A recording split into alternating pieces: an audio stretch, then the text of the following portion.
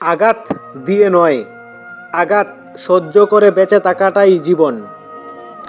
মন ভাঙ্গা মানুষের হাসিতে ভরসা করতে নেই। তারা মৃত্যুর আগে অবধি যন্ত্রণাতেও হাসতে পারে। মানুষ রাগের সময় আপনার সাথে যে আচরণটা করে ওটাই তার প্রকৃত রূপ, বাকিটা অভিনয়। শুধু হাসিতেই নয়, নীরবতাও অনেক সময় অনেক কিছু বলে দেয়।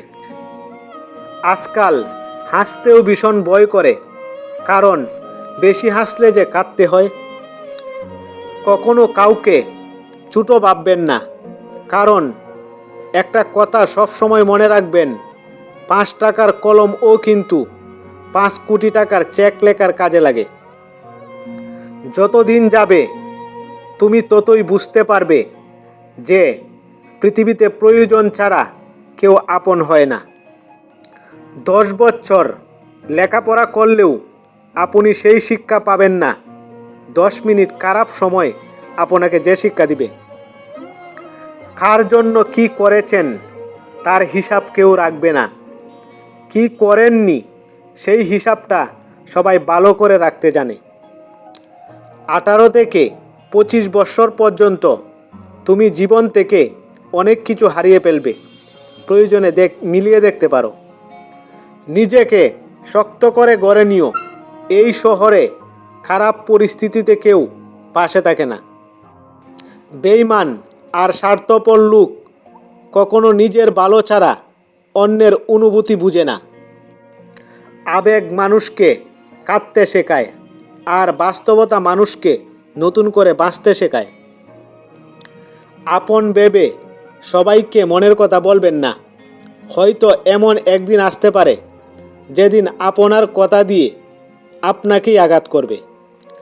স্কুলের পরীক্ষাগুলো একদিন ঠিকই শেষ হয়ে যায়, কিন্তু জীবনের পরীক্ষাগুলো সারা জীবন চলতেই থাকে। জীবনের দুঃখজনক বিষয়টি হলো আমরা বুড়ো হয়ে যাই তাড়াতাড়ি, কিন্তু অভিজ্ঞ হই দেরিতে। একজন মেয়ে তার স্বামীর কাছে রানীর সম্মান নাও পেতে পারে, কিন্তু প্রত্যেক মেয়েই তার বাবার কাছে এক একজন রাজকন্যা।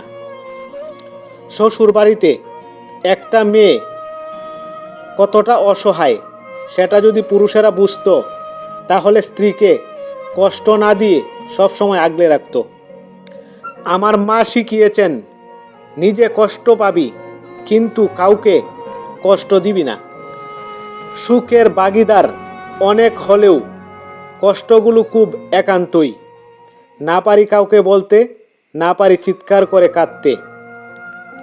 যত মানুষ চিনতে পারবেন তত একা বাঁচার ইচ্ছা বেড়ে যাবে, আর বুঝতে পারবেন একাকিত্ব কখনো বেইমানি করে না।